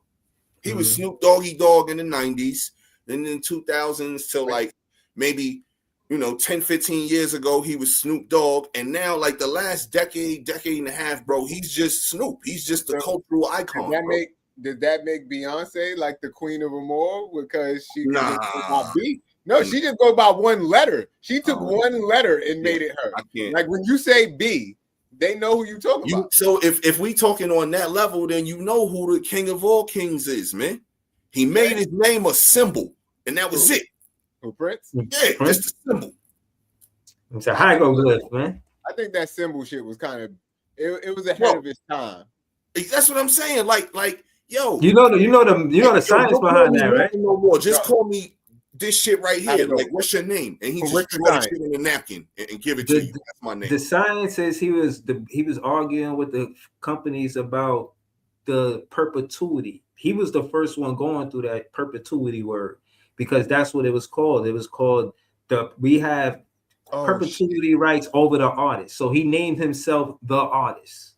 So contractually, he basically was like, yo, I'm smarter than you think I am. Yeah. Since I want to put the contract like that, I'm going to name myself the artist. So you talking about me when you say the artist. And that's the whole story. That's super smart, bro. Facts. I'm glad you brought that up because I do remember that now that you said that. When it came to the business I still don't understand it for real because it was the artist formerly known as Prince, but what is the fact that he's known as the artist? Like, what is that doing to the contract? Like, yeah, if they saying we gonna rape the artist, if you're the artist, we gonna rape the artist. Like, the contract reads the artist. That's how the contract reads. It reads that so way. If it say we taking 80% of the artist's money, we taking your money. How did that regardless to the fact we getting your bread? Now it did have some business wise, it wasn't that exact significance, but I do remember there was some significance to him doing all of that. Yeah, I just don't remember what. Y'all just made me remember, and that's fucked up that y'all made me remember the other part of the Diddy documentary because of Prince. I only see 15 minutes, but it's on me, huh? Bro, this dude, Lil Rod. Have y'all heard about this dude? Who? Lil Rod. Kinda, sort of. Yeah, I saw some. I ain't get to that part. That's a crazy name, first of all. Yeah, but I saw some wild stuff where he waking up with his butt hurting, not knowing what happened and shit. Bro, like what? The nigga said that he was producing the Love album for Diddy. The last album that he came out with, or whatever, he producing it. He said that he wasn't getting paid for real. Diddy just kept telling him, I got you, don't worry. They were sending him to the club in Miami. Like, yo, you before the session, you got to go to the club, pick up some girls and come back. Just put on this bad boy hat. They know what's going on. Just go to the club with the bad boy hat on, bring the girls back. He was a mule. But then the man said he went to bed with a girl in the bed and woke up with Diddy in the bed and he felt drugged and his butt was hurting. I'm like, what the fuck? Like, how do you still go to work the next day though? Like, you just get up from that like, yo, all right, time to go make a beat. Nah, man. I'm filing, if some wild shit like that ever happened to me, I'm filing workers' comp, man. That's an on-the-job injury, man. Yo, if the wild shit like that on-the-job injury right there, man. You gonna see that shit on the news. Like, and not in the way you saw him on the news right there. Nah, bro, that shit was wild when I seen that. And he kept, like you said, going to work every day, man. He was proud to show up to his job. Yeah, that was crazy. That was the crazy part, because what? Like, how the fuck you wake up with Diddy next to you? Yeah, like that shit was wild. I don't know, man. Talking about good morning, Playboy. Yo, y'all see Rolling Stone? Yo, man. Rolling Stone named the Clips album "Let God Sort Them Out" album of the year, hip hop album of the year. I can see it. I heard about it. That shit was a dope album, man. It was a real good album. I didn't listen to every album this year. I'm not gonna lie, but yeah, I definitely didn't. But it was the best album I heard. Yeah, that production was crazy, and it goes against the narrative that you can't come back out as an OG and still put out good music. You know what I'm saying? So it did like two things at once. You know what I mean? And the bars was tough too. Now, let me not just give all the credit to the production. I thought they bars was tough too. It was, yeah. I see why they got that that nod to album of the year. They deserve. No, Malice ain't really make music in a minute, right? Malice was fire on that album. Yeah, and he ain't really make an album in a minute. Remember, he was no Malice for a while. Malice was spitting some shit. Remember, there's a verse where he talked about how he asked his pops, should he rap again? So it was a clear him walking away from rap, and this was him coming back to it, and he didn't miss, man. This was a great project. I always liked them dudes, man. I always thought they get busy. You know what I'm saying? Like they could spit, man. Like, and their production is always right. They always got good beats. You know what I'm saying? They always put together good music. They got Pharrell. They got the cheat code. Right. Facts. That's big facts. I don't think he did all the beats on the album, but he definitely did enough of them. Low key, they probably not even picking the beats. Like Pharrell is telling them what to rap on. Yeah, like, the fire right here. Just y'all do y'all thing on this right here. It's gonna be easy peasy. Y'all seen the Pharrell movie? Nah. Y'all didn't see the Pharrell movie? That shit was dope. It came out last year, the Lego movie. Nah. Yo, that shit was super fire. Yo, y'all gotta watch that shit. So basically, it's Pharrell's life story, but he likes Lego, so he decided to let them make it a Lego movie. So it's him, like everybody in his life is Lego characters, and that shit's so crazy, right? Nori went out and bought a big ass chain of his Nori self as the Lego. You know what I'm saying? Like from the movie, like that shit is dope. That chain is hard too. I'm gonna watch. All right, so I got two movies on my list. The Sports Center Stuart Scott thing. I'm gonna watch that before we get back next episode, and I'm gonna watch that when you're talking about the Pharrell movie with the. I don't know what it's streaming on, but we went to the movies to go watch that shit. That shit was fire, bro. And like everybody that he does music with is in there. Like Snoop got a Lego dude, like Teddy Riley, Timbaland, like bro, everybody is in there. Different Lego characters. Like that shit is super dope, bro. Was Hov in it? Yeah, Hov in it. And it's their voices. That's I want to see like that. They actually went down there and laid their vocals for their characters and shit. Like it's a dope ass movie, and it's if they voice the AI. No, well, I don't know. I'm joking, but they said that they went in and laid their verses down, like not their verses, but they went and laid their vocals down for the shit. Like Clips is in there, like everybody, bro, and it tells a story from Pharrell being a kid, growing up through his whole life, going into music, and how he got his big break with Teddy Riley, and all of that shit. Like he helped them make Rump Shaker. Okay, I didn't even know that. I mean, I didn't know that. See, that's the type of movie we need to be having about our black stars. Not and it's a Lego, bro. That shit, not the ones that Diddy started. Yeah, bro, that shit was dope. Like kids could watch it because obviously it's gonna have like all cartoon movies nowadays. It's gonna have its parts that's Snoop smoking because it's Snoop, shit like that. But for the most part, like it's a family movie, man. But it's a dope ass movie. Yeah, I'm gonna tune in for sure. Word, I'm gonna watch the whole movie. I'm trying to think. It's called Piece. Matter of fact, it's called Piece by Piece. No, you're not. You're not gonna watch the whole movie. You're gonna watch the trailer. No, I'm gonna watch the whole movie for sure. It's called Piece by Piece. Ironically, like you build a Lego piece by piece, like So I'm gonna watch it, and I definitely gotta watch the Stuart Scott thing. You know what I'm saying? And again, I like that album was hard though, man. Like I think they definitely should. It was some other albums up there. I don't know, like Earl Sweatshirt album was like number 9. I heard some tracks from it, but I ain't hear the whole thing because I really can't vibe to everything he made. Certain stuff I can. Who else was up there? Drake and Party Next Door. They was up there, but they was low on the list. They was like at the bottom because it was the top. I think it was the top 50 hip hop albums. Mobb Deep shit was up there. Okay. Shout out to Havoc putting that together, you know, posthumously with Prodigy not here, you know. So basically Havoc, I think Havoc and Alchemist basically put that whole album together. And that shit was, I think, like 22 or 25, something like that.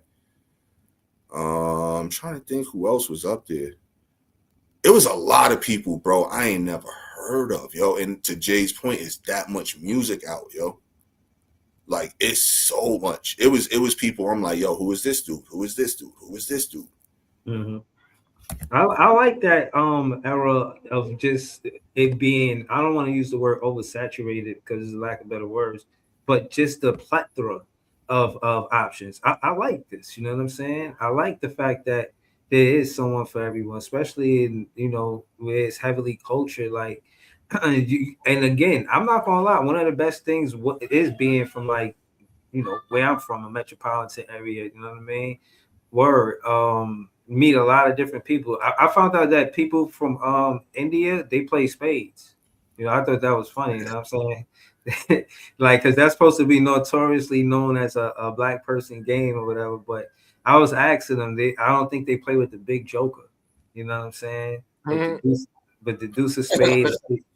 But yeah, they play spades, man. So, you know, yeah, I like diversity. You know what I'm saying? I like the fact that when you actually meet people, the narrative changes based on speaking to them in first person. You know what I mean? You know how they say first person and third person?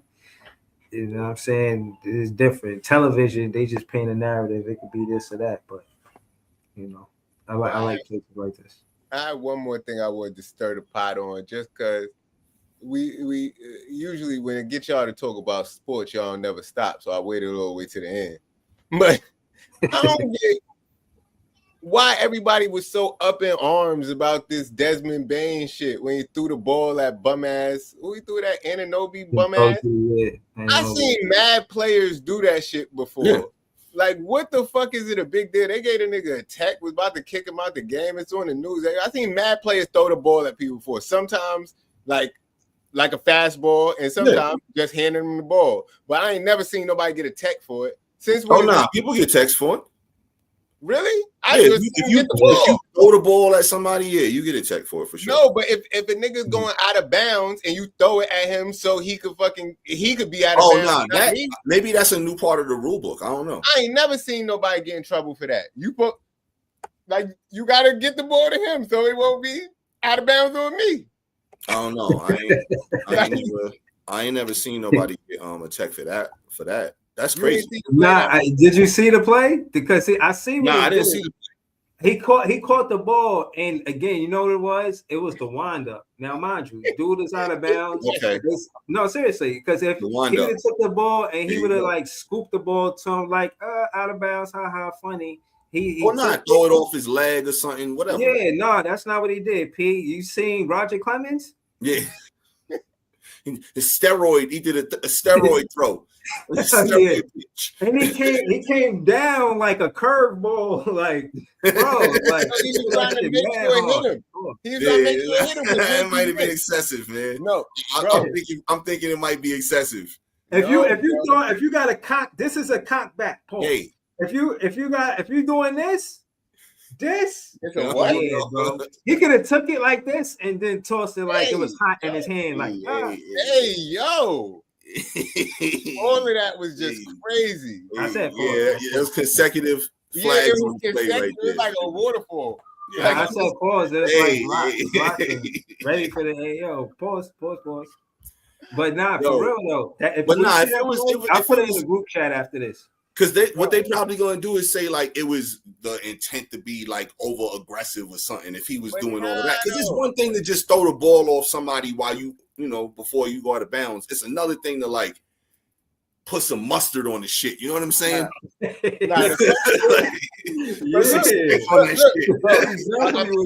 still trying to be his lawyer. Know what I mean? What if he threw it sore and now it missed because he move out the way? You gotta hit him with that shit. So yeah, but I seen somebody throw it like that playing dodgeball, but you know the ball is coming dodge at your reach, you can dodge a ball. It was no dodging this ball, bro. The close proximity, that shit must have stung OG because he got up like, yo, what the fuck? He did. Nah, did you see Grayson Allen while out? You know the funniest part about it to me? Did you see Grayson Allen while out? Going out of bounds. Like he could have stayed in back. He could have just grabbed the ball and just went the other way. But I think he just wanted to hit OG with that shit. Right, exactly. He wasn't. If you watch him, intentional, his momentum wasn't really carrying him out of bounds. Like it just was like he just wanted to hit that nigga with the ball. But I still think it's some bullshit that they called that because I seen mad niggas do that shit before. Yeah, but nah, if you doing the wind up, that's different. Like, yo, Grayson Allen last night. What about when Harden got hit in the face? What about when who is that? Giannis hit Harden in the face with the ball. Oh, he got attacked. What's his name? Brunson got attacked. No, he didn't. Yeah, he did. That was on a pass. He just got hit in the ball. Somebody scored after that. No, later on in that game, he did something else and he got attacked. Because remember, they had beef for the ball, beef for like 2 years. LaMelo just banged Brunson big ass upside the head the other day with the ball. And I don't even blame LaMelo because this nigga Brunson head is mad big. How the fuck do you miss his head? You can throw the ball on the fucking court anywhere and hit Brunson in the head. It's the wind back, bro. The reason why they call certain things is the intention. That's what I'm saying. Last night, Grayson Allen, he did a play that people do all the time where you trying to run through a screen. But instead of just running through the screen normally, mans went up his neck and chin like that to go up the screen. And it was so wild. Shea standing right there. And when it happened, the camera caught Shea face and he like, bro, like, yo, that shit was wild. It was the wind up, like the intention. Like you could run through a screen and they might not even call a foul if you run through the screen. But he ran through that shit and like did some like wild shit all up his shit. And they kicked him out the game for that. No, I feel you, but that's different than hitting somebody with the ball. Nah, because it's the same reason. It's a natural action that you see all the time, but he put a little stink on it. He put a little mustard on that running through the screen. If I'm him, I'm appealing that shit because that shit is, if it's in the rules that you could do that shit, don't say I can't do it just because I did, bro. He was arguing with the refs. The refs wasn't that was like too aggressive. Nah. It's no different than if you foul somebody. Go put that in the rules then. They don't say that I can't do that. Like you can only hit him at a 25% trajectory when you throw the ball. Nah, nigga, I'm trying to hit him with the ball so it makes sure it hit him. Like but it's called, I'm pretty sure, like, because I think I've heard the announcers say it before. They call it like a hostile act. Yeah, but when they do something a little bit too egregious. But it's only a hostile act if me and him is arguing and I throw the ball at him. Nah. But if I'm trying to make sure. But Grayson Allen wasn't arguing with Chet Holmgren last night, bro. He was just literally running through his elbow them in the face. You can't elbow them in the face. That's different. Running. The ball can't foul you. You can't get fouled by the ball. Yes, you can. Yes, you can, bro. No, you can't. I'm about to look at this video right now, man. Huh? Bruh. I'm about to look at it right now because the way Breeze is making it seem, I totally get why, but you making it seem like he ain't do nothing wrong. So I need to see it. Yeah, you see, but this is the important thing about who threw the ball so I can look up it real quick. Desmond Bain. Okay. And you know he got those those strong little arms or whatever. Like, do work out, bro. So it look like extra strong throw. Yo, I feel like I've seen mad people do that same play. And some, like Breeze said, some of them I seen them just toss it to the person and the person catch it like ha, or joking and shit. But some of them I seen somebody peg them with the ball while it's going out of bounds. And next play. That's most of the time it be like that. They throw it hard. Mm-hmm. So I don't see why it's such a big deal this time. I'm about to look at it and I'm about to be like, bro, I see your point, or nah, you bugging. But we gonna end the show with that. We ain't gonna go past 2 hours for sure. No. We at 154 right now, and I'm just waiting for this ad to go by so it could freaking. All right, here we go.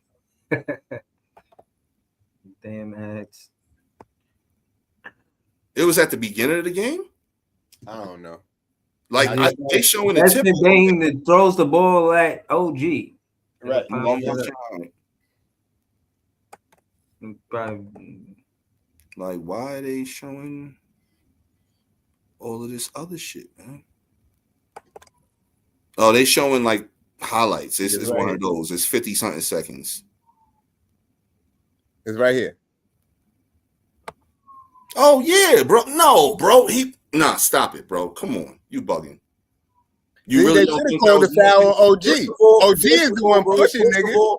First of all, the reason why people do that is when their momentum is carrying them out of bounds. Bro, his momentum wasn't carrying him out of bounds. He stopped. His foot was way before the out of bounds line. The rule don't say do that. The rule say, bro, the rule is when you going out of bounds, you can do that. You can't just throw the ball at a nigga, bro. That ain't the fucking rule. And they find the unwritten rule you talking about. Like rules. 35 racks was like the rules. It do not say you can't do that. 35 racks was like if I was finding him, I'd have fined him 100 racks for that dumb shit. Because you are unscrupulous. Nah, that was dumb, bro. That was just straight dumb. That shit was uncalled for, bro. It could be uncalled for, but it's not against the rules. That's what I'm saying. You got to play by the rules. If the rules say you could throw the ball at a hostile act, though, bro. That's literally a hostile. He was Look at his face when he threw the ball, bro. Nah, his face ain't on no. I'm just throwing it. His face. It's an intense game. You wouldn't be smiling. Shit. Now, if he was smiling, it would look worse. Show it again. Look at his face. I know he was trying to he put some sauce on that shit. This is what I'm saying. Right. That's why he got attacked. And that's why he got fined. You got to make sure it hit the man. Because you know they don't find them all the time for text, bro. They find them. And most of the time when they do find them, they only find them 15K. He got fined 35K, bro. Spalding on his ribs, right? He deserved that fine. Yeah, he deserved that. He should have got thrown out, honestly. Hell no. No, he should have got thrown out for that shit, man. Yo, I'm pro Desmond Bain on this one, I mean, and I usually don't even like T-Rex arms, but on this one, I'm on his side. Know what I mean? You should have hit McCall. Know what I mean? Oh man.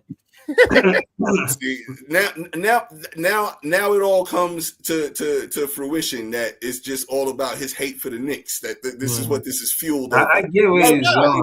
Not at all. You don't think Desmond Bain should be punished because it was a Knick that he did it to? But if it was like any other player, I feel the opposite. Maybe. I feel the opposite. I feel like if it was any other team in America, they wouldn't have called nothing. But just because the bum ass Knicks, they make a big ass deal about it. Because I feel like I've seen this. You know what I mean? And not maybe this. Because he was standing over. He walked them down with that. He was what they call menacing. He was looking menacing. But I've seen bad people get hit with the ball dumb hard. And even I guess this takes away from the point, but Bumson got hit in the face with the ball, but it was during a play.